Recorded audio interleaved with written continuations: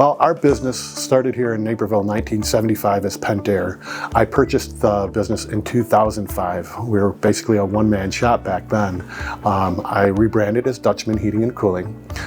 We started with the Park District in part because we wanted to support the Park District. It was great that it does so much for our community, and in particular our kids went through so many different programs. So through the guidance of the Park District, we selected things like hopscotches with our logo on it, but giving something for kids to interact with in a few different locations. I think what we started with though was banners at different sport venues, which was really great because if you think about it, we're not only supporting the Park District, but all those that rent that space from the Park District. It's been a cost-effective way to market that really brands our company well and shows that we're a part of the Naperville Park District, but the greater Naperville community as well.